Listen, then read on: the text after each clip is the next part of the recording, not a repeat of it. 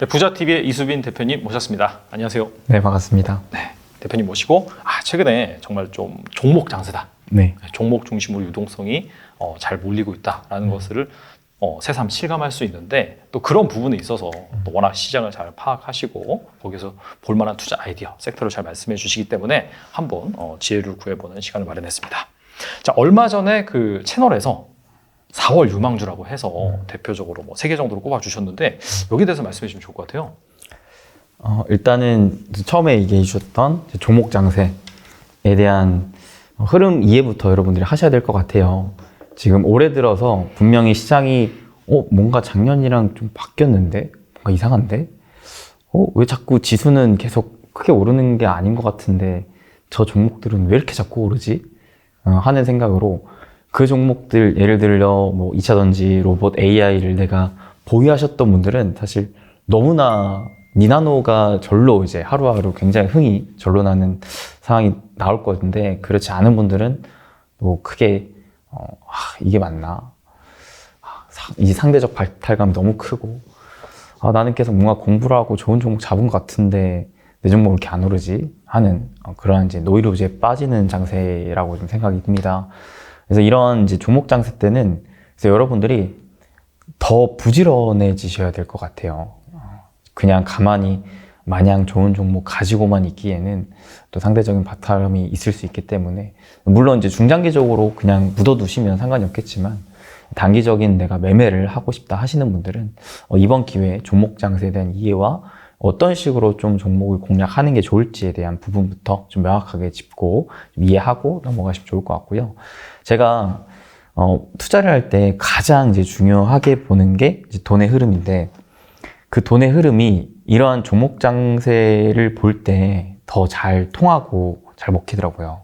그래서 제가 보는 두 가지의 큰 기준이 있는데 돈의 흐름, 결국에는 어디로 돈이 흘러 들어가는지를 알아야 그 길목에 내가 서서 그 돈의 흐름을 고지굿대로 내가 또 받으면서 시간에 따라서 내가 계속 자산의 증식이 나오게 되는 현상을 기대할 수 있을 텐데 그 과연 돈의 흐름을 어디로 향하게 하는가 그 방향성은 결국 국가의 정부들이 많이 합니다. 정책적으로. 그래서 정부가 직접 투자하는 경우도 있겠지만 보통 요즘 보시면 아시겠지만 뭐 세액공제 혜택을 준다든지 뭐 보조금 혜택을 준다든지 특정 규제를 완화해 준다든지 이 산업을 키우기 위해서 정부가 정책적으로 밀어주는 방향성 그 방향성은 여러분들이 꼭 보셔야 될 것 같고 그 외에 이 방향성이 정해졌으니까 이제는 돈 많은 기업들이 뛰어들어야겠죠. 그래서 그 기업들의 투자의 움직임은 어디로 향해 가는지 이 두 가지에 대한 기준과 방향성은 분명하게 여러분들이 매일마다 체크를 하시고 그 흐름에서 투자 기회를 잡으시면 보다 좀 효율적이고 보다 성과가 좀 높은 매매를 하실 수 있겠다 싶은데요. 그런 관점에서 제가 다음 달 4월 유망주를 저희 채널에서 최근에 또 강의해드린 바가 있었습니다. 저는 올해 들어서 이 두 가지에 대한 기준 가지고만 얘기를 계속 하고 있어요. 어쩔 때는 국가의 이제 정부 정책이 나왔을 때, 특히나 우리나라 또는 미국, 유럽 쪽에서 정부의 정책적인 움직임이 발표가 됐을 때 그에 따른 수혜주, 아니면 글로벌 대기업들, 가령 예를 들어 미국의 시총 상위 10개 기업이라든지 아니면 우리나라에 국직한 삼성, LG 이런 기업들이 대규모 투자를 하는 움직임에 따른 수혜주, 이런 쪽 위주로만 제가 살펴보고 있거든요. 사실 많은 분들이 요즘 같은 장세에선 특히나 굉장히 많은 이슈가 있기 때문에 지금과 같은 또 정보화 시대에 유튜브도 너무 많고 영상도 너무 많고 그리고 막 여러분들 아마 단톡방이나 텔레그램방 정보 주는 방 엄청 많이 들어가 계실 거예요. 그러면은 하루하루 너무 정신없을 겁니다. 야, 오늘만 해도 저렇게 뉴스가 많이 나오고 저렇게 영상이 많이 나오네. 저거 언제 다 보지? 야, 영상이 아무리 길이가 짧아졌다 하지만 하나당 15분, 20분인데 올라오는 거 수십 개니까 내가 뭘 잡아야 되는지 이런 부분들이 굉장히 혼란스럽고 어지러울 겁니다. 그리고 요즘에 또 정보들이 너무나 잘 돼 있어요. 체계적으로. 특정 이슈 나오면은 거기에 대한 관련주 또 나오고 또 그 종목 오르면 또 얘기해주고 이런 식으로 하다 보니까 계속해서 나만 자꾸 바보 되는 것 같은데 저렇게 돈 버는 사람들도 많고 저렇게 정보가 많은데 이런 자꾸 소외되는 이런 느낌을 받으실 것 같아요. 근데 그런 상황에서 여러분들이 정말 또 냉정하게 그래 수많은 정보가 있겠지만 내가 그 중에서 선별하고 또 걸러서 정말 필요한 정보, 진짜 알짜배기 정보, 앞으로 돈이 더 많이 흘러 들어갈 만한 투자 포인트를 내가 잡아야겠다 생각하시면서 이에 집중하시면 그래도 수많은 정보 안에 나에게 꼭 필요한 정보만 쏙쏙 꺼집어내서 그로 인해 수익을 좀 창출해 가실 수 있지 않을까 싶어서 제가 오늘 딱 두 가지를 얘기를 드릴 거고 이에 대한 부분만 풀고 갈 거예요. 그래서 4월 유망주도 제가 사실 작년부터 계속 강조했는데 우리나라 대기업 중에 가장 1위 가는 기업은 아직까지도 삼성전자잖아요. 그렇죠. 그리고 지금 현재 이동 가능한, 그러니까 현재 사용 가능한 현금성 자산도 뭐 100조가 넘고, 자, 그렇게 돈 많은 기업이 작년에 이제 삼성 이재용 회장 취임 이후로 본격적으로 뉴삼성으로 향해 가기 위한 투자를 발표를 합니다. 저는 이 부분이야말로 우리나라 국내 증시에서 꼭 챙겨야 할 투자 포인트가 아닐까 싶어요. 그래서 삼성이 과연 어디에 투자를 하는지를 계속 여러분들이 뉴스를 통해서 추적해 나가시는 게 꼭 필요하다 싶습니다. 자, 올해 들어서 2차 전지 말고 로봇 AI가 너무나 강세를 보였죠. 근데 그 강세를 보인 가장 큰 이유가 제가 봤을 때는 삼성의 투자라고 생각이 들어요. 실제로 삼성이 지분 투자한 레인보우 로보틱스가 말도 안 되게 계속해서 급등 랠리가 나오고 있습니다. 그리고 삼성 SDI가 또 인수하겠다고 했던 엠로도 마찬가지 AI 관련주에서도 계속 강한 퍼포먼스를 보이고 있는데 삼성이 로봇과 AI 쪽으로 투자를 하니까 또 그 섹터에서도 다른 종목군들이 같이 기대감을 받으면서 막 올라가죠. 그러니까 올해는 분명 이 삼성 투자 관련 수혜주 이것을 하나의 이제 종목군으로 여러분들이 딱 정리해 놓고 그로 인한 순환매를 잘 타서 먹으시면 괜찮은 투자 포인트가 될 것 같다는 생각이 드는데요. 최근에 그런 삼성전자가 또 대규모의 투자 발표를 했죠. 바로 용인에 거의 뭐 세계 최대 규모의 반도체 클러스터를 구축하겠다. 무려 300조 투자입니다, 여러분들. 물론 20년간의 이제 기간이 있겠지만 그 규모 자체가 300조나 되기 때문에 저는 이 대규모의 돈의 흐름을 꼭 챙겨봐야 되겠다 싶고요. 그리고 거기에서 추가적으로 또 삼성이 발표했던 게 이재용의 투자 보따리가 풀렸다라는 또 말과 함께 지역 균형 발전에 60조를 또 투자한다라는 얘기가 나왔습니다. 저는 지금과 같은 정보화 시대에 내가 투자를 하고 싶은 하나의 종목을 고를 때 어떻게 좀 골라내냐면 예를 들어 이 이슈도 있고 이 이슈도 있고 뭐 이 이슈도 있는데 이 이슈들의 교집합이 될 만한 건 없을까에 대한 생각을 많이 해요. 그래야지 선별해서 정말 내가 제일 좋아 보이는 종목 하나 정도를 집어낼 수가 있거든요.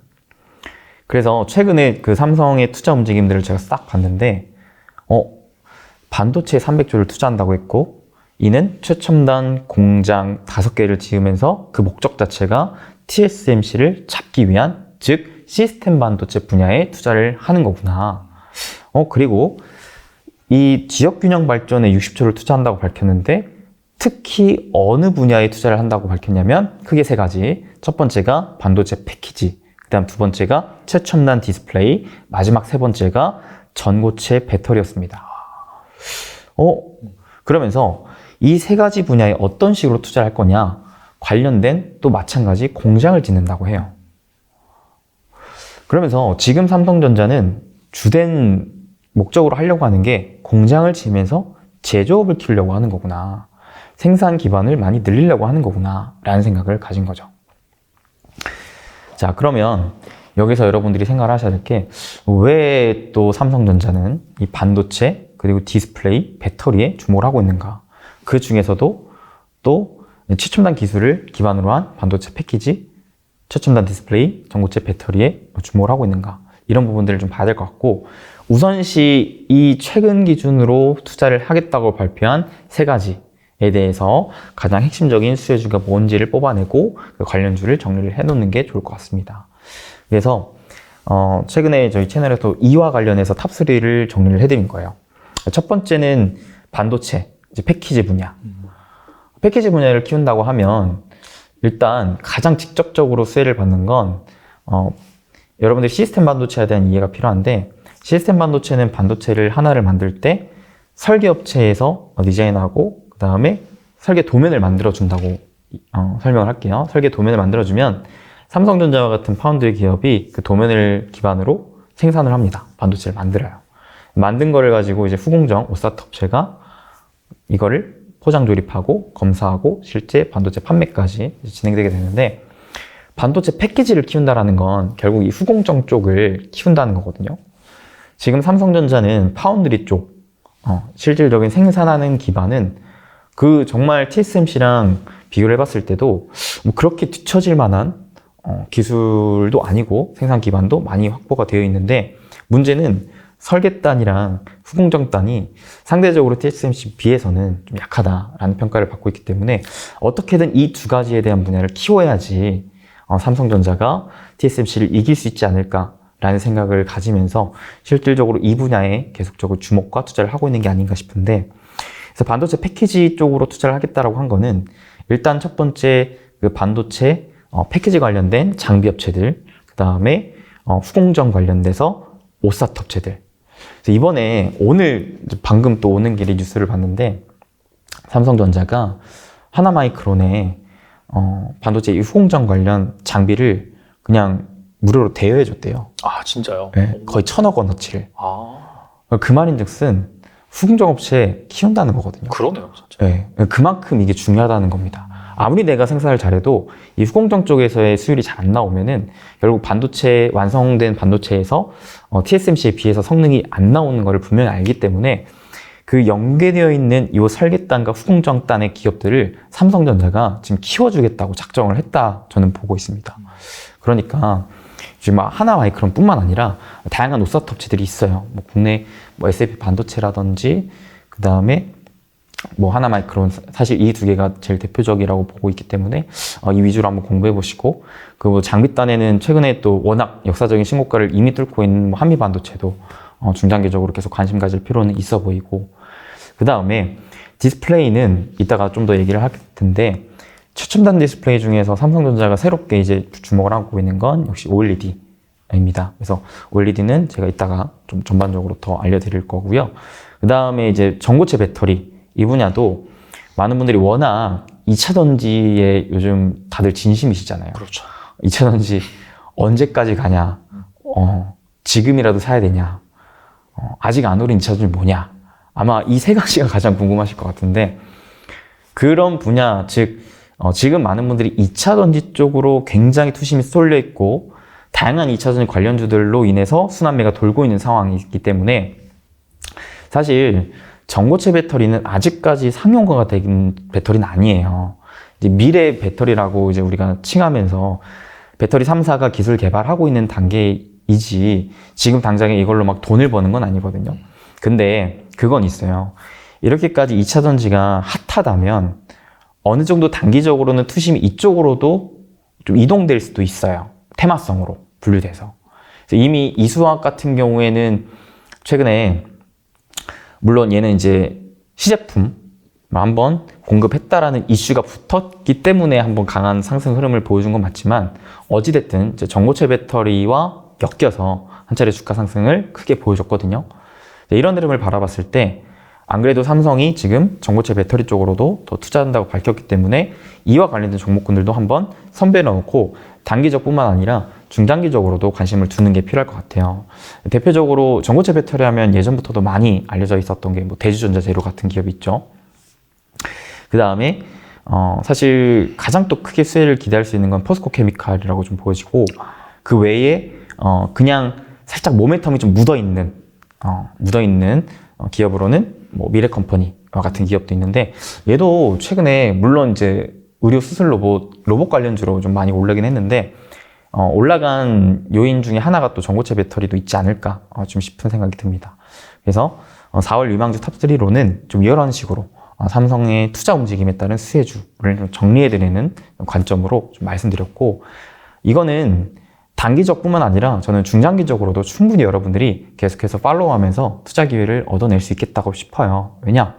삼성전자가 300조, 그 다음에 심지어 60조 이렇게 투자한다고 밝혔고 그 방향성을 분명히 정해놨기 때문에 이에 대해서 앞으로 또 수십 년간은 계속 투자를 해나갈 거니 그 투자에 따라서 실질적으로 돈을 벌 수 있는 그 수의 기업은 이익 성장과 함께 주가의 상승 흐름을 장기적으로 기대를 해볼 수가 있기 때문인 거죠.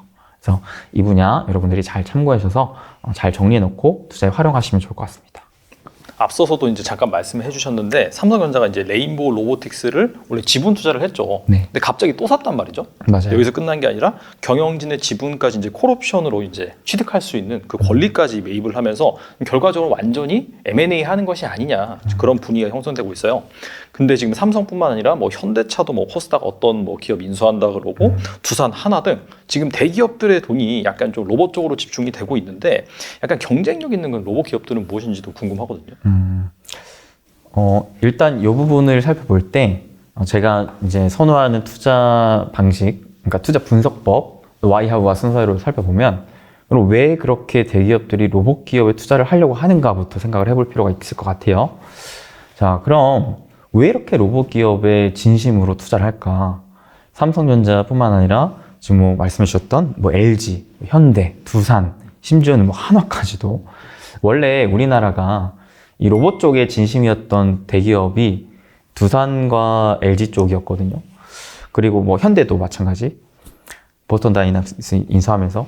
근데 여기에 이제 삼성이 뛰어들고 이제 뭐 하나까지도 뛰어들다고 하는데 저는 그 이유를 탈세계화 때문이라고 생각을 해요. 탈세계화로 인해서 이제는 리쇼어링, 즉 공급망 재편이 나오고 있는 상황이기 때문에 그렇다. 지금 우리나라도 마찬가지, 그리고 미국도 마찬가지, 유럽도 마찬가지. 대다수의 생산 기반을 거의 다 중국 쪽으로 많이 생산 기반을 만들어 놨었잖아요. 근데 이랬던 국가들이 지금 탈중국, 중국에서 생산된 것들을 잘 안 쓰려고 하고 그 다음에 중국 쪽에서 오는 원자재들을 안 쓰려고 하는 이제 움직임을 보여주다 보니까 이 역시 또 정책적인 방향성인 거죠.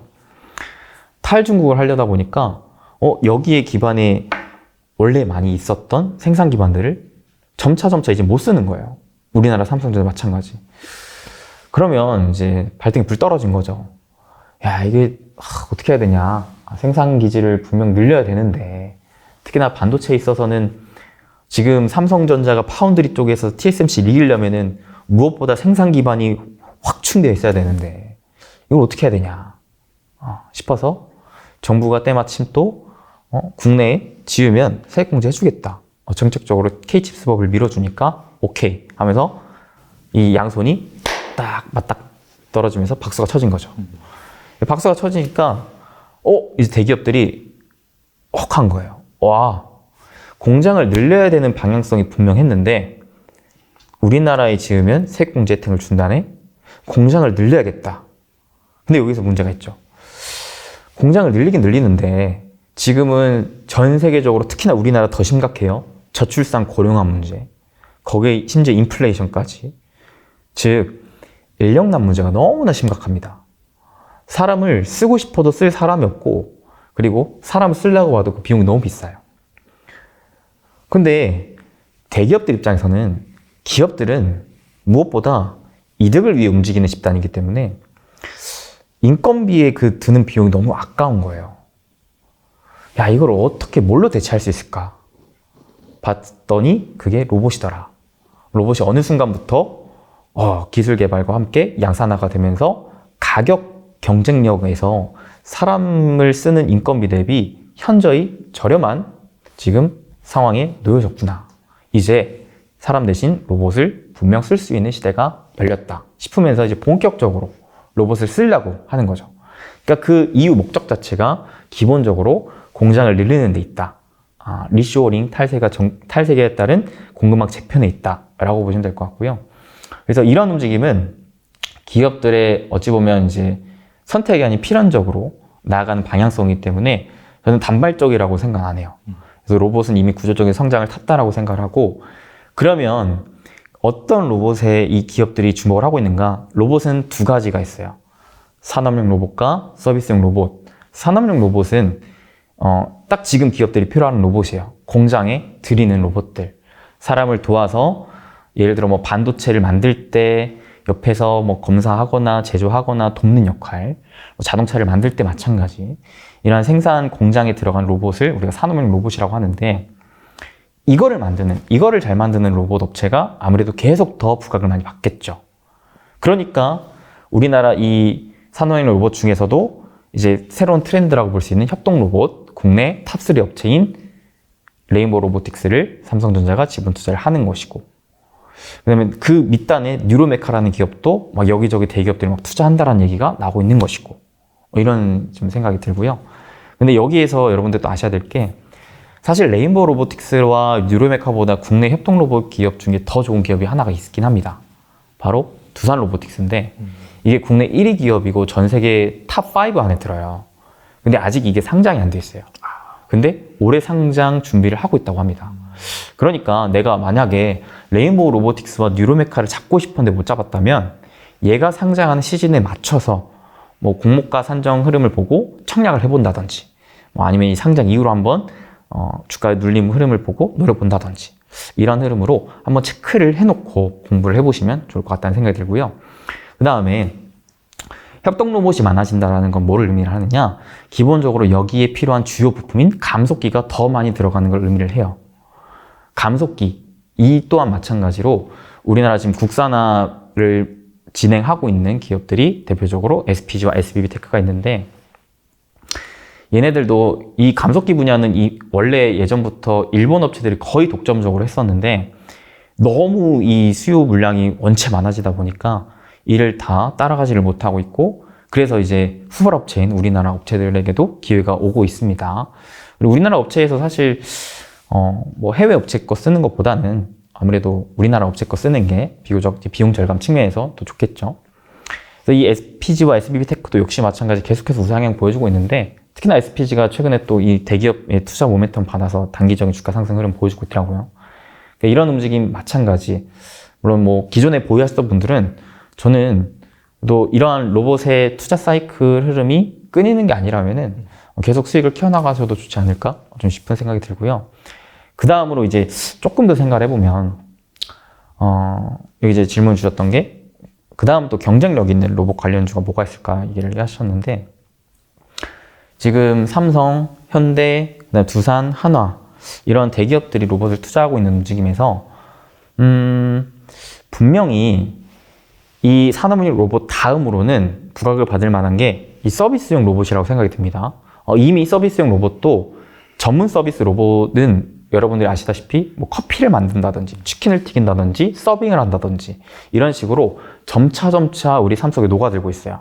근데 여기에 삼성은 추가적으로 더 하려고 하는 게 뭐냐면 1가구 1로봇, 각 집안에 로봇 한 대는 둘 것을 이제 목표로 가고 있는데요. 이 모든 것들을 하려면 뭐가 필요하냐, 로봇이 이제 자율적으로 움직일 수가 있어야 됩니다. 스스로 판단하고 움직일 줄 알아야 돼요. 그러면 거기에 또 필요한 게 일단 주변 상황들을 다 볼 수 있을 카메라 센서 부각받을 수가 있겠고, 그 다음으로는 그 자율주행에 대한 모멘텀을 갖추면서 로봇을 만들 수 있는 업체들, 이런 로봇들은 앞으로 서비스용 로봇 중에서도 어느 분야에서 또 많이 부각을 받을 가능성이 높냐면 물류용 로봇. 이미 코로나 이후로 언택트 수요가 우리 삶 속에 어느 정도는 자리를 잡으면서 여러분들 쿠팡, 솔직히 2, 3년 전 대비했을 때 지금 쿠팡이나 온라인 쇼핑몰 엄청 많이 쓰지 않습니까? 그러면서 실제로 이 물류센터들이 어마무시하게 지금 커져 있는데, 여기도 마찬가지 사람이 일하기에는 한계가 너무 커요. 그래서 이를 이제 로봇이 점차 대체를 할 텐데, 거기에 또 필요한 게 저는 좀 자율주행 로봇이라고 생각합니다. 우리나라에서 좀 오랜 기간 업력을 갖추고 기술 개발을 하면서 자율주행에 대한 모멘텀을 갖춘 이 대표 로봇을 만들 수 있는 업체가 그렇게 많지가 않은데, 그중에 대표적으로 로보티즈랑 유진 로봇이라고 좀 보고 있거든요.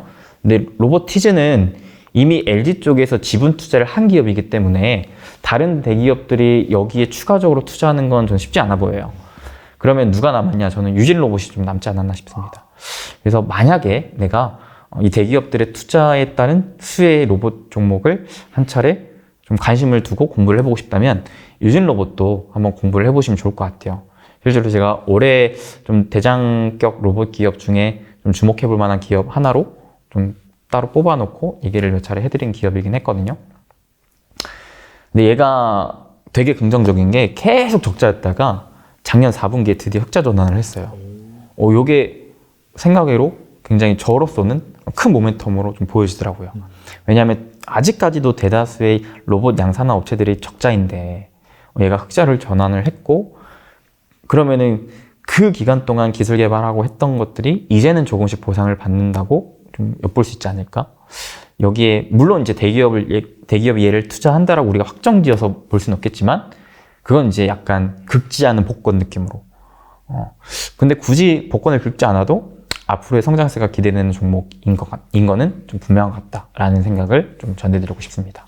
사실 물류, 자율주행 이쪽에 대해서는 아직까지 증시가 그렇게 관심을 갖고 있지 않은데, 사실 우리 실생활에서 생각을 해보면은 실제로 뭔가 이 로봇이 들어와서 바로 우리한테 효용을 줄 수 있는 게 이런 자율주행 물류 관련돼서 구동하는 로봇이라든지 이쪽이기 때문에 실제로 이쪽이 약간 실적 관점에서도 빨리 좀 좋아질 수가 있겠네요. 맞아요. 생각외로 정말 우리의 삶 속에 생각보다 빠르게 좀 다가오고 있더라고요. 그래서 그런 쪽도 한번 잘 보시면 좋을 것 같다는 생각이 드네요. 네, 그리고 로봇 AI 다음으로 부각될 만한 또 외국인이 바닥에서 사모고 있는 그런 섹터 주식으로 스마트 팩토리 관련주도 소개시켜 주셨어요. 이것도 어떻게 본다면 큰 틀에서 약간 좀 로봇과 관련된 그쪽이라고 볼 수 있는데, 이건 어떤 이유에서 이렇게 꼽으셨는지 궁금하거든요. 제가 아까 말씀드렸다시피 이슈를 막 정리해 놓고 교집합을 찾는 거를 굉장히 선호한다고 했잖아요. 근데 그 교집합을 봤더니 스마트 팩토리가 딱 거기 있는 거예요. 이게 무슨 말인가 싶을 거죠. 스마트 팩토리? 자, 지금 방금 전까지 얘기 드렸다시피 대기업들이 로봇에 정말 진심으로 투자를 하고 있어요. 근데 그 이유 목적 자체가 탈세계화에 따른 공급망 재편 움직임으로 생산 공장을 늘려야 되기 때문에. 근데 사람은 없으니 무인 공장을 이제 하려고 하는 거죠. 그냥 사람 없이도 자동적으로 알아서 로봇을 돌리겠다. 실제로 작년에 삼성전자가 뭘 발표했냐면 2030년까지 무인 공장화 시스템을 구축하겠다라는 것까지도 발표를 했어요. 그러니까 이게 어느 정도 지금 정해져 있는 방향성이거든요.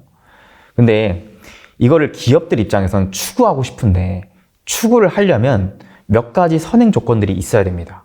첫 번째, 지금 말했다시피 로봇이 있어야 돼요. 무인 공장이라는 것 자체가 기본적으로 사람을 로봇이 대체하고 로봇이 알아서 사람 대신 일하는 공장을 의미하잖아요. 그러니까 기본적으로 로봇이 많이 구축되어 있어야 돼요. 근데 이 속도가 보다 빨라지고 있는 게 로봇의 가격이 점점 싸지고 있다. 그래서 지금 로봇에 1차적으로 들여와야 되기 때문에 지금 올해 상반기에 로봇 관련주가 엄청나게 강한 것이고, 그 다음에 로봇만 들인다고 되는 게 아니에요. 로봇을 가지고 컨트롤 타워에서 하나하나 다 관제하고 관리하고 체계적으로 효율적인 움직임을 지시해 줘야 돼요. 근데 그걸 하기 위해서는 뭐가 필요하냐? 통신망이 필요합니다. 통신망. 자, 기본적으로 데이터로 인해서 로봇이 그 값을 인지하고 그 값대로 출력해서 움직일 수가 있기 때문에 그 모든 과정을 한 대로 이어주는 통신망이 필요합니다. 근데 이 통신망이 기존에 우리가 쓰던 LTE, 5G 이러한 일반적인 통신망과는 달라요. 왜? 이 통신망은요, 일단 무엇보다 보안에 굉장히 취약합니다. 그리고 이 구축을 하는 데 있어서 이 5G 망이 군데군데 설치가 되기 때문에 상대적으로 컴팩트하지가 못해요. 그래서 기업들이 이러한 이제 문제점을 깨닫고 자체적으로 딱 그 공장에만 쓸 수 있는 5G 특화망을 깔려고 합니다. 이거를 또 다른 말로 이음 5G라고도 하는데, 그러니까 딱 이 공장에서만 쓸 수 있는 5G 특화망을 자체적으로 인프라를 구축하고 깔아서 쓴다는 거예요.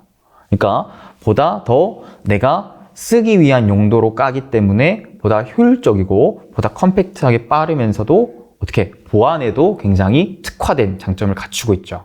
실제로 최근 들어 이슈를 잘 보시면 삼성전자랑 LG전자가 로봇에 투자하는 것뿐만 아니라 신사업으로 이 5G 특화망에도 계속적인 투자를 발표하는 것을 알 수가 있었어요. 네. 근데 중요한 건 이 5G 특화망에서 대표적인 관련 수혜 기업을 딱 공략하기가 어려운 거예요. 왜냐하면 우리가 이것 때문에 삼성전자, LG전자를 살 건 아니잖아요. 그렇죠. 얘네는 왜냐하면 이미 매출 비중이 다른 분야로 훨씬 더 크기 때문에 이거는 굉장히 작은 분야거든요. 이 작은 분야인데 이 앞으로 이 기업들이 미래를 위해서 키워나가는 사업인 것뿐.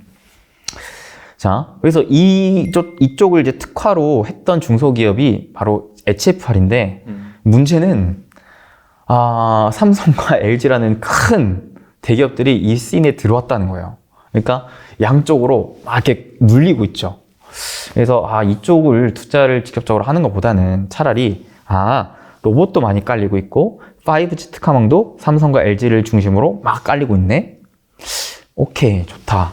그러면 이렇게 로봇도 깔리고 그 망도 깔리면 연쇄적으로 뭐가 수혜를 받을까에 대한 생각을 해봤더니 결국엔 그 컨트롤 타워를 역할을 하면서 업무의 효율성을 극대화시킬 수 있을 스마트 팩토리, 공장 자동화 시스템이었다. 이 시스템 자동화, 즉 스마트 팩토리 관련된 종목군들은 이 중소기업들도 몇몇 기업들이 있어요. 그리고 이 기업들은 실제 삼성전자, SK하이닉스, 그 다음에 국내 굵직굵직한 대기업들까지 고객사를 갖추고 있는 기업들도 있어요. 그러다 보니까 이런 생각이 드는 거죠. 사실 스마트 팩토리가 기존에 없었던 테마군은 아니었거든요. 예전부터 있었는데 얘네가 예전에는 다 테마성이었어요. 그냥 뭐 한다 하면 살짝 올랐다가 그 다음에 다시 제자리로 돌아오고 누가 뭐 한대 하면 또 올랐다가 꺼지고 이랬었는데 사실 재작년까지는 로봇도 그러했거든요. 근데 작년부터 로봇이 제가 그때도 말씀드렸던 게 이제는 테마가 아니라 성장 국면으로 접어든 것 같다라고 얘기를 드렸는데 올해에는 스마트 팩토리 역시 저는 서서히 테마가 아니라 이제는 구조적인 성장으로 접어들고 있는 게 아닌가라는 생각이 드는 게 이 스마트 팩토리를 하기 위한 선제 조건들이 지금 발빠르게 구축이 되고 있잖아요. 가장 중요한 로봇의 단가 자체가 싸졌기 때문에 이를 기반으로 한 최첨단 스마트 팩토리 구축이 될 가능성이 높아졌다. 기존에 이 스마트 팩토리도 레벨 1, 2, 3, 4, 5가 있어요. 근데 지금 대대적으로 많이 깔려 있는 건 레벨 2 정도밖에 안 되는데 이게 이 로봇과 특화망이 깔린 이후로는 레벨 4, 5까지 올라갈 수 있습니다.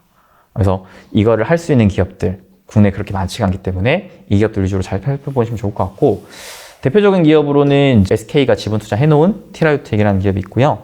그 다음에 이제 반도체 분야에 좀 특화되어 있는 M2I라는 기업이 있어요. 그 다음에 로봇도 만들면서 이 스마트 팩토리에 대한 모멘텀을 갖추고 있는 유일 로보틱스가 있고요. 그 외에는 이제 더 스몰캡으로 들어가 보시면은 코닉 오토메이션이나 이삭 엔지니어링 같은 기업이 있는데 앞선 이제 세계 기업 위주로 최근에 주가 상승 흐름세가 슬슬 나오고 있다 보니까 이쪽 위주로 좀 관심 깊게 공부해 보시면 좋을 것 같습니다. 네, 로봇이 거스를 수 없는 큰 트렌드 중에 하나이기 때문에 계속해서 이제 종목으로는 달라질 수 있을지언정 돈이 몰리고 있는 곳이니까 잘 살펴보시면 좋은 투자 기회를 얻을 수 있을 거라고 생각이 되고요. 그리고 삼성전자가 10년 만에 작정하고 뛰어든 산업으로 디스플레이를 꼽으셨어요. 네네. 근데 공교롭게 오늘 그 녹화하는 그날 엄청 어리긴 했거든요, 사실. 네. 근데 사실 이게 디스플레이가 말이 디스플레이고 OLED고 최첨단 그런 디스플레이라고 말은 하지만은 사실 계속해서 정말 수년 동안 소외되었던 그런 업종이거든요. 그렇죠. 약간 디스플레이 이꼴 사양 산업, 중국한테 먹히는 산업 그런 식으로 좀 투자자들의 인식이 자리 잡고 있는데 왜 이걸 이렇게 말씀하시는지 궁금합니다. 사실 디스플레이는 예전부터 계속 관심 깊게 보면서 공부를 많이 해오던 산업인데 이번에 삼성전자가 10년 만에 작정하고 뛰어들었고 그래서 더 관심이 가더라고요.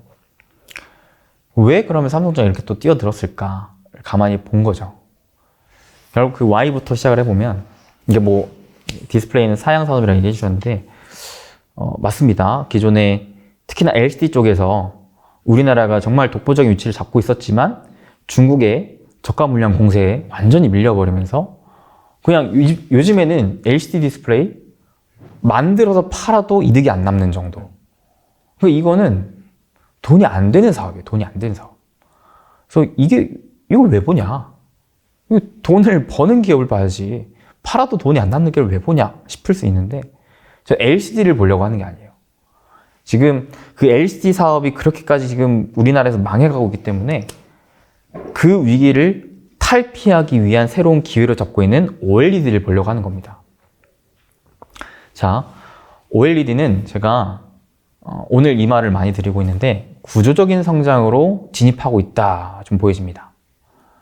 사실 OLED도 마찬가지 예전부터 없었던 건 아니에요. 근데 올해부터는 분명 뭔가가 좀 달라지고 있는 게, 자, 우리 여러분 2차 전지 굉장히 좋아하시잖아요. 근데 2차 전지도 지금 많은 분들이 알고 계시는 게 구조적 성장 산업이다 하면서 요게 앞으로도 지금도 막 올랐지만 앞으로 막 10배, 50배 더 오를 거야 라고 얘기하시는 분들의 가장 큰 이유가 뭐냐면 구조적 성장 산업이다라는 이유예요. 즉, 기존의 자동차를 우리가 타고 다녔는데 이 자동차는 다 내연기관 차였다. 휘발유, 가솔린 차였는데 이 차에서 이제 전 세계적인 친환경 기조로 인해서 전기차로 전환이 된다. 야, 그러면 지금 우리가 그 타고 다니는 수많은 자동차가 앞으로 전기차로 전환이 될 건데 지금 아직 전 세계에 있는 그 자동차 중에 전기차가 전환된 그 퍼센트지, 즉 침투율 자체가 2에서 5% 정도밖에 안 된다. 이게 자동차를 전체 다 전기차로 전환을 하려면 앞으로 100%까지 향해 가는 과정에서 뭐 10배, 20배, 50배 남지 않냐 이런 얘기를 좀 많이 하시더라고요. 물론 굉장히 타당한 얘기입니다. 타당한 얘기인데 근데 반대로 그게 100%가 될지는 몰라요. 그렇죠? 그렇죠. 내연기관차를 어느 정도 타는 국가들도 있을 것이고, 그리고 전기차 외에 앞으로는 수소전기차도 나올 것이고 다방면으로 나올 것이기 때문에 이게 100%까지는 좀 무리가 있다고 보고 어느 정도 한 30%에서 50% 정도까지가 좀 보수적인 접근이 아닌가 싶은데, 아무튼 이 얘기를 왜 드리냐면 OLED도 마찬가지라는 거예요. OLED도 전체 디스플레이 시장에서 이제 막 침투가 되고 있는데 이게 전체 IT 디바이스 중에 침투율이 지금 2%밖에 안 된다는 거예요. 그러니까 앞으로 향해 가는 그 성장 전망이 굉장히 크다고 볼 수가 있겠죠. 물론 디스플레이도 마찬가지, LED도 있고 LCD랑도 계속 경쟁을 하는 건 맞아요. 근데 그 안에서 OLED가 커지고 있음을 느낄 수가 있는 게, 자, 디스플레이 패널은 크게 두 가지로 나뉠 수 있습니다. 크기별로 중소형과 대형으로 나뉠 수가 있어요. 중소형 디스플레이 패널을 가장 많이 쓰는 그 디바이스가 뭐냐면 이 스마트폰이에요. 스마트폰에 중소형 디스플레이가 가장 많이 들어갑니다. 여기에. 그 다음에 대형 디스플레이 가장 많이 들어가는 건 TV예요. TV에 이제 그 디스플레이 패널을 가장 많이 쓰게 되는데, 자, 일단은 이 분야에서 점차 OLED 침투율이 가파르게 늘어나고 있고요. 특히나 이 스마트폰과 TV를 만드는 업체들을 잘 보셔야 돼요. 스마트폰을 누가 가장 많이 만들고 있죠, 지금? 전 세계적으로? 애플과 삼성인데, 애플과 삼성이 프리미엄 스마트폰을 시장으로 점차 중저가 모델까지 OLED 디스플레이 침투를 늘리고 있는 과정이거든요. 그 다음에 TV 마찬가지, 전 세계적으로 TV를 가장 많이 잘 판다고 하는 삼성전자, 그 다음에 뭐 LG전자. 얘네가, LG전자는 프리미엄 시장에서 OLED TV를 계속해서 막 만들어서 팔고 있는데, 삼성은 지난 10년간 안 한다 했거든요. 안 한다. 저 안 한다. LG가 저렇게까지 막 만들고 팔아도 안 한다. 오히려 사실 깠죠. 맞아요. 네. 네. 저거 버닌 현상 어쩔 거냐. 버닌 현상 때문에 안 된다. 저거 안 된다 하면서 안 했어요. 그러면서 막, 괜히 이름 좀 비슷하게 붙이면서 QLED 하면서 OLED랑 뭔가 비슷하긴 한데 이게 사실 OLED TV가 아니라 LED TV를 막 QD 퀀텀 디스플레이라고 해가지고 조금 비슷하게 하면서 이제 마케팅으로 많이 팔았죠. 근데 그랬던 삼성이 10년 만에 말을 바꾼 거예요, 지금. 근데 여기에서 그래서 최근 삼성전자 주주총회에서 많은 그 주주분들이 물어봤어요. 안 한다 했는데 갑자기 왜 하냐? 왜 그러냐? 했는데 여기에서 명확한 답변을 내리진 않으시더라고요. 어떻게 얘기를 하셨냐면 고객들의 니즈에 맞춰서 이제 이 제품군들을 다양화하는 것이다 라고 하셨는데, 맞아요. 사실 기업은 돈이 목적이잖아요. 고객들이 많이 사는 제품을 기업 입장에서는 만들어서 팔아야죠. 그렇죠. 자, 프리미엄 TV 시장에서 OLED TV가 생화계로 잘 팔리고 있습니다. 특히 어디서? 북미 유럽 쪽에서. 유럽 쪽에서 TV 시장에서 또 큰 시장이라고 볼 수 있을 만한 독일에서요, 이미 OLED TV 수요가 전체에서 30% 이상을 넘고 있다고 해요. 이거는 사상 최대로 나온 수치이기 때문에 굉장히 의미가 있다고 봅니다. 그러니까 삼성전자 가만 보고 있으니까 LG가 OLED TV로 너무 잘 팔고 있는 거예요. 그러니까 이거를 해야겠다 싶은 생각이 들었겠죠. 그래서 하려고 합니다. 그러니까 기존의 삼성전자가 그 TV 점유율을 갖고 있었던 부분에서 OLED TV를 국내에 또 10년 만에 출시한다고 하니까 이 분야도 어느 정도 침투해서 우리가 긍정적으로 바라볼 수 있는 전망인 거죠. 저는 이게 이 OLED 투자 관점에서 큰 호재성 이슈, 첫 번째 이슈라고 봐요. 삼성이 작정하고 뛰어든 모습. 두 번째는 중소형 라인에서 우리가 가장 우선시 봐야 될 건 결국 큰 고객사인 애플을 봐야 돼요. 왜? 스마트폰 그렇게 많이 판매하는 애플인데. 그리고 중소형 디스플레이 패널을 또 많이 탑재하는 디바이스가 뭐냐면 태블릿, 노트북, 그 다음에 앞으로 또 많이 탑재될 가능성 높은 메타버스 디바이스까지 이렇게 있어요. 근데 지금 스마트폰뿐만 아니라 태블릿, 노트북까지도 애플의 이 점유율을 우리가 무시할 수가 없는데, 중요한 건 애플이 이번에 발표해줬던 게 내년에 아이패드에 OLED 패널을 탑재하겠다 발표해줬어요. 과거에 2017년도일 거예요. 2017, 18년도 때. 그때 애플이 아이폰에 OLED 패널을 탑재한다는 이슈로 인해서 와 하면서 그때 OLED 관련주들이 엄청 올랐거든요. 맞아요. 자, 그랬던 애플이 아이폰뿐만 아니라 태블릿, 심지어는 2026년 맥북에까지도 OLED 패널을 탑재한다 라는 방향성을 발표하니까 이게 또 이제 두 번째 큰 이슈가 된 거죠.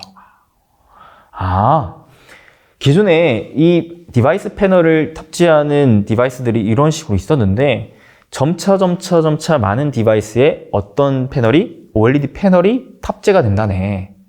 이게 곧 구조적 성장이네 라고 볼 수가 있는 거죠.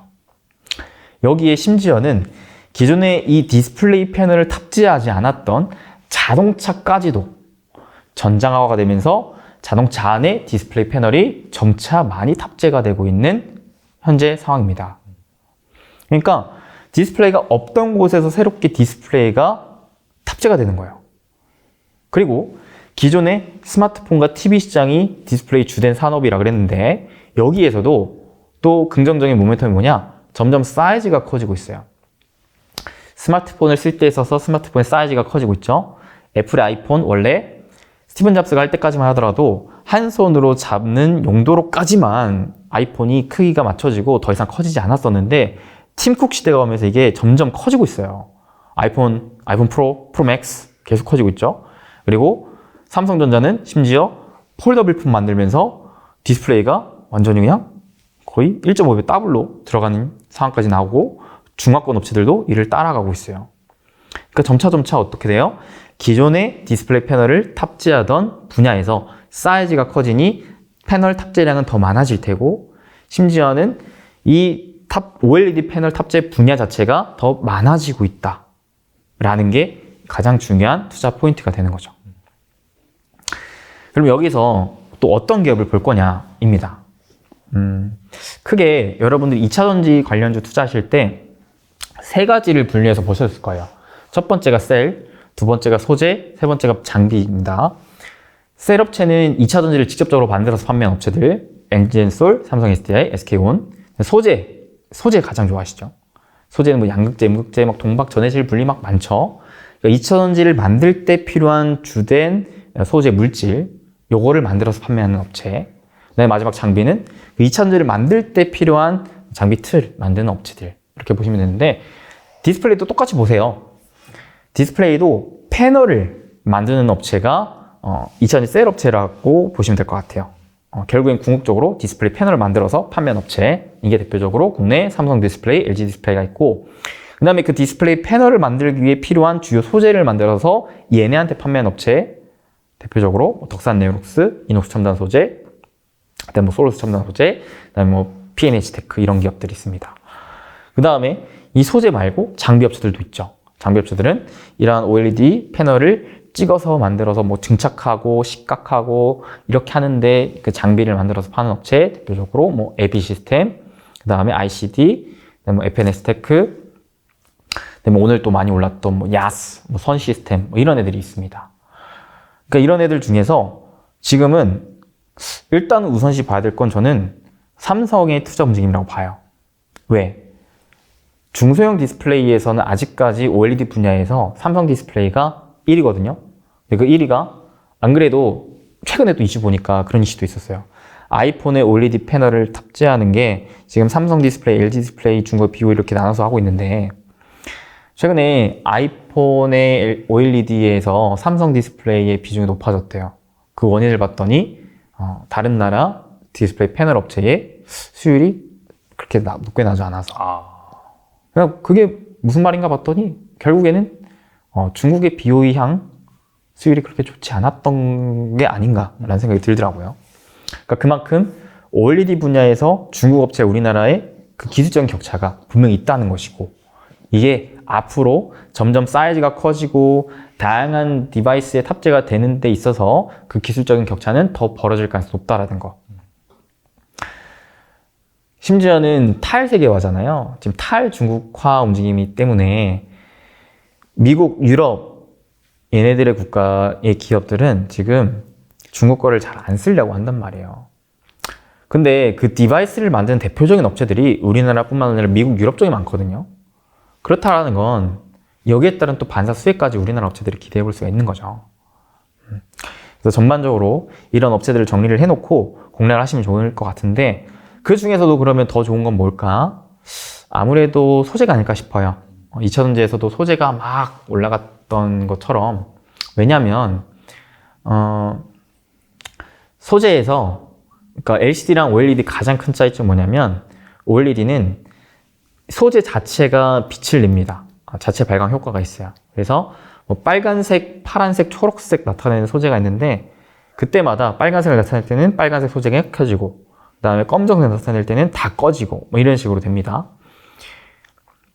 그래서 이 소재가 얼마나 선명한 빛을 내주느냐와 그리고 그 응답 속도 빠르기와 그리고 이 수명은 또 얼마나 긴가 이게 또 중요한데 이 소재를 만들어서 판매할 수 있는 기업들이 그렇게 많지가 않아요. 그리고 또 중요한 게 이 OLED가 LCD에 비해서 가장 큰 단점이 수명이 짧다는 단점이 있어요. 왜냐면 소재가 자체적으로 빛을 내야 되기 때문에 빛을 낼 때마다 그리고 켜고 끌 때마다 계속 수명이 점점 달 거 아니에요. 그래서 그 중에서도 특히나 이 파란색을 나타내는 소재의 블루라이트 요게 수명이 짧다고 해요. 그래서 기본적으로 스마트폰을 만들거나 TV를 만들 때 처음에 그 블루라이트를 상대적으로 많이 탑재한다고 해요. 그래서 이게 살짝 좀 꺼졌을 때는 막 살짝 파란 빛깔이 좀 나긴 하죠. 그런 것도 있는데 어찌됐든 지금 중요한 건 스마트폰을 우리가 쓸 때는 스마트폰을 쓰고 다시 새로운 스마트폰을 바꿀 때 교체 주기가 한 2년에서 3년 정도 됩니다. 거기까지는 수명의 문제가 크지가 않아요. 문제는 뭐냐? 태블릿 노트북으로 해외갈 때 있어서 이 필요한 수명이 거의 2배가량 늘어난다는 거예요. 그러면 이 소재를 어떻게 해야 수명을 2배로 늘릴 수 있을까 고민을 들겠죠. 그래서 떠오르고 있는 기술이 투스택 텐덤이라는 기술입니다. 뭐냐면 이 빨간색, 파란색, 초록색을 나타내는 소재의 이 층을 한 개를 더 쌓아 올린다는 거예요. 그래서 앞전의 소재의 수명이 다르더라도 밑에 소재가 있으니까 수명이 마저 채워지는 역할, 이런 역할을 기대할 수 있는 거죠. 그렇다는 건 뭐예요? 하나의 디바이스를 만들 때 그 패널에 들어가는 소재가 더블로 되는구나.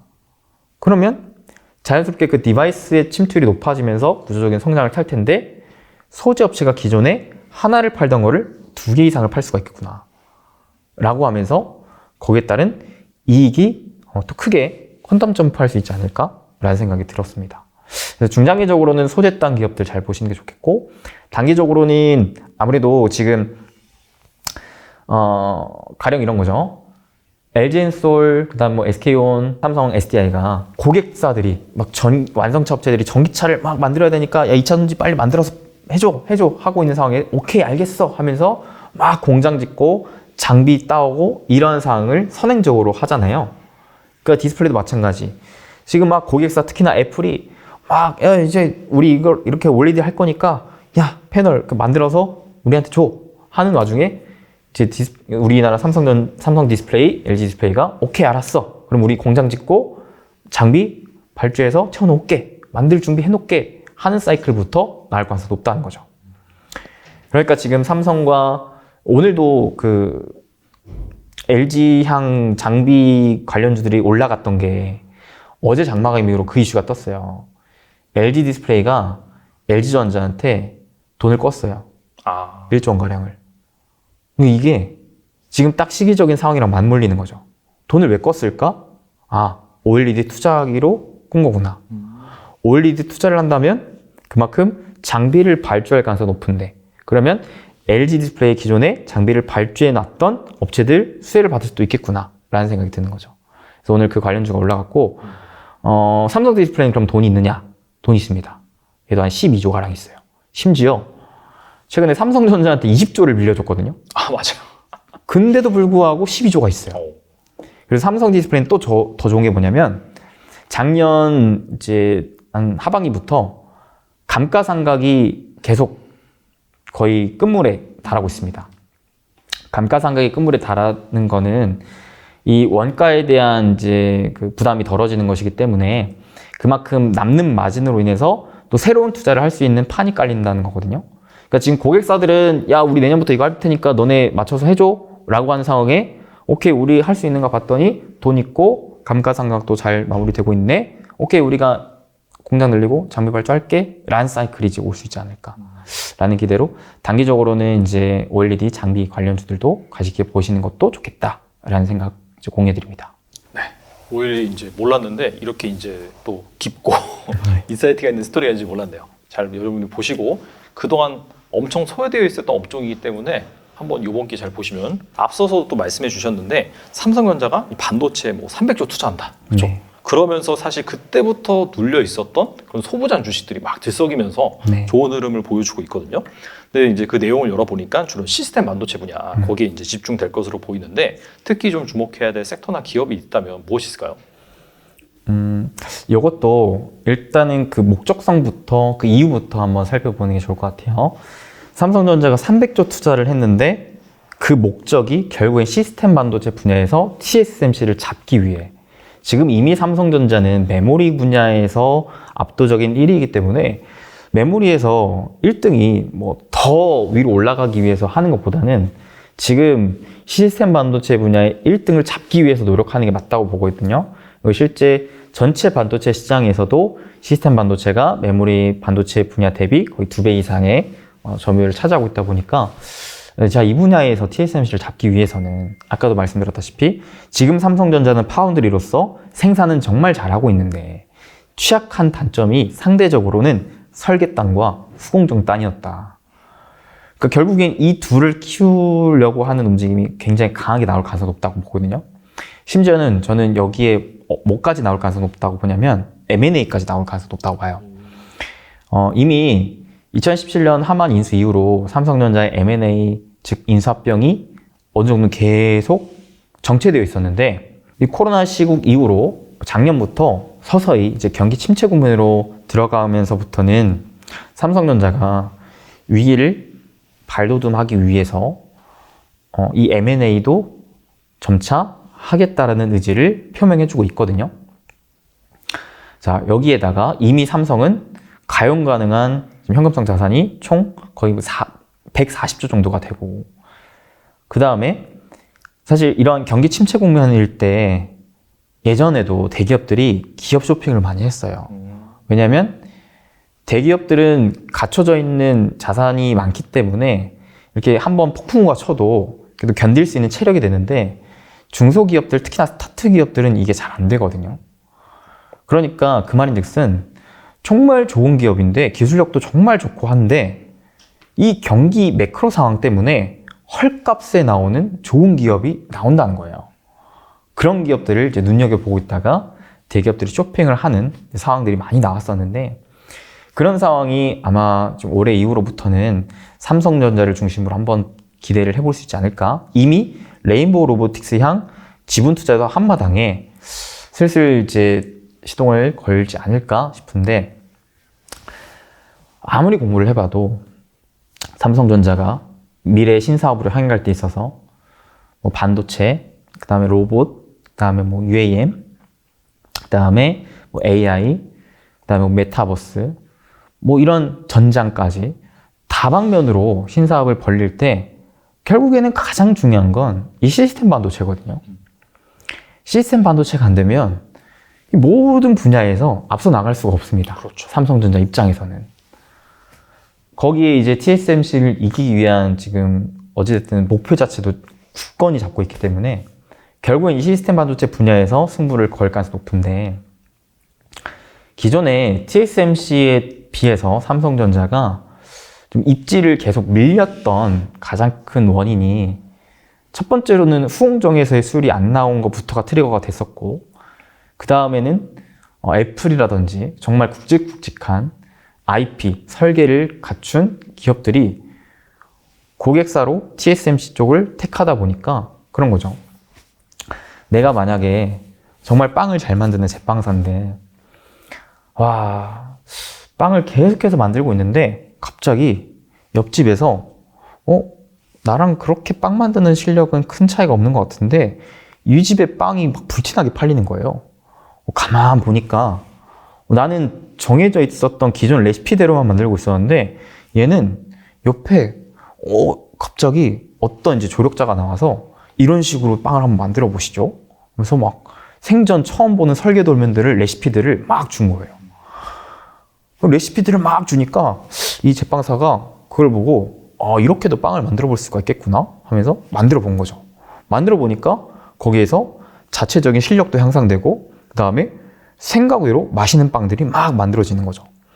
그러니까 이게 이제 결국에는 삼성전자와 TSMC의 격차를 벌릴 수 있었던 가장 큰 차이점이지 않았나 싶어요. 결국에는 강력한 IP를 갖춘 굵직굵직한 미국의 시총 상위 IT 관련 대기업들이 TSMC한테 정말 양질의 설계 도면을 주니까 이를 기반으로 막 커왔었던 거죠.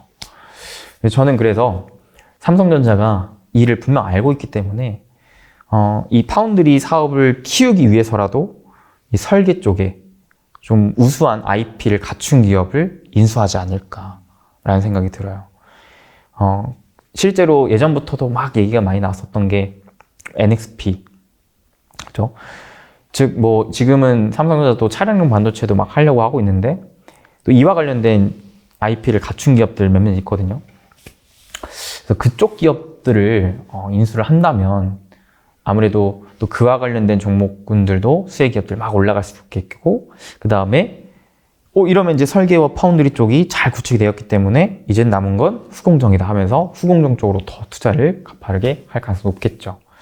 우리나라에 아쉽게도 이 IP 쪽에 막 뚜렷한 기업들이 많지는 않은 것 같아요. 우리나라도 그래서 이 문제점을 알고 있기 때문에 막 팹리스 기업 막 육성한다 뭐 이런 식으로 계속 정책적으로 밀어주고는 있는데 그래서 다행히나마 그래도 AI 반도체 분야에서는 몇몇 스타트 기업들이 좀 두각을 나타내고 있긴 하지만 지금 현재 상황에서 큰 틀로 봤을 때는 좀 여전히 국내에 있어서는 한계가 있다.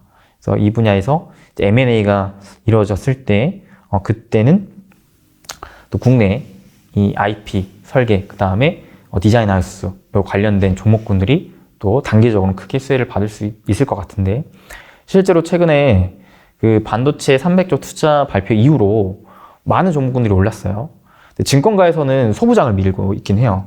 왜냐하면 그게 너무 딱 직관적이니까. 그렇죠. 네, 직관적이고 예전에도 그게 많이 올랐었으니까. 그리고 워낙 고점 대비 많이 빠져 있으니까 부담이 안 가서 많이 밀고 계신 것 같은데 저는 소부장은 더 나중에 봐도 될 것 같다. 지금 급한 건 아닌 것 같다. 왜?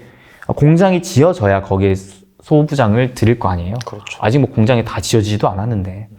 그러니까 지금 공장을 지으려고 하는 와중에 기술적인 이 모멘텀을 붙이기 위해서라도 설계 쪽 또는 후공정 쪽 이쪽 위주로 잘 살펴보시는 게 단기적으로는 차라리 더 좋아 보인다. 실제로 설계 쪽 기업들이 최근에 단기 바닥권에서 한 차례 강한 상승 이후에 지금 2차 상승 보여주려고 하는 타이밍인 것 같거든요.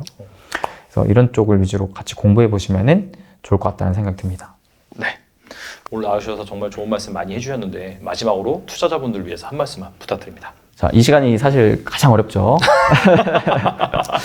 왜냐면 머릿속에 있는 얘기를 막 술술 뱉는 게 아니라 이거는 또다시 생각을 해봐야 되는 부분이기 때문에 자, 아무튼 여러분들에게 드리고 싶은 말은 뭐 생각하지 않고 얘기하겠습니다. 항상 건강하시고 좀 부자 되셨으면 좋겠고 제가 방송 처음에 말씀해 드렸다시피 지금은 정보화 시대라 오히려 정보가 너무 많아서 더 힘들 수 있어요.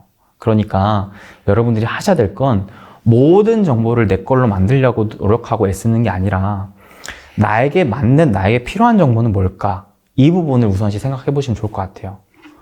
그리고 모든 정보가 다 나에게 맞다는 생각은 버리시는 게 나을 것 같습니다. 가장 중요한 건 수많은 정보 속에서 알짜배기 정보를 찾고 내 걸로 만드는 게 중요한 거예요. 누가 저거를 좋다고 누가 저거를 추천했다고 그거를 사는 건 절대 올바른 투자, 현명한 투자는 아닙니다. 저 사람이 저렇게 좋다고 하는 그 이유가 뭘까? 그 근거가 뭘까? 그거를 뽑아내고 그 근거를 기반으로 나 스스로가 찾아보는 거예요. 정보를 찾아보고 리포트도 한번 봐보고 그렇게 했을 때 진짜 좋네? 라고 생각이 들면 그 좋은 기업을 선별하고 엄선해서 그 좋은 기업이 싸졌을 때 조금씩 사 모으는 전략으로 임하시면 여러분들이 그래도 이 힘든 상황, 어려운 상황 속에 여러분들은 계속해서 좋은 결과를 좀 계속 얻어 나가시지 않을까라는 생각이 듭니다. 그러니까 항상 그런 점 꼭 인지하시고 제가 오늘 얘기했던 것도 무조건적으로 맹신하지 마시고 그래서 제가 오늘 그 종목 결과가 아니라 그 과정을 되게 디테일하게 설명드린 거예요. 저는 이런 생각을 가지고 있다. 이런 상황에서 이러한 저는 좀 투자 포인트를 갖고 있다. 여러분들도 그걸 한번 참고해 보셔라 라는 관점이니까 이런 점만 좀 인지해 주시고 알아주시면 좋을 것 같습니다. 최근에 작년까지 매크로 장세였다고 한다면 최근에는 이 개별 섹터 단으로 돈이 상당히 몰리는 개별 종목 장세가 펼쳐지고 있는데 저희가 많은 패널분들을 모시지만은 정말 부자TV 이수빈 대표님만큼은 이 섹터 단에서 정말 기민하게 움직이는 그런 흐름을 잘 포착해서 투자 아이디어와 함께 잘 말씀해 주시고 계시니까 잘 보시고 추가적으로 궁금하시다라고 한다면은 부자TV 채널도 방문해 주시고 또 멤버십도 운영하고 계시니까 한번 가입해 보시면 좋지 않을까 생각이 됩니다. 지금까지 이수빈 대표님 나오셔서 감사합니다. 네, 감사합니다.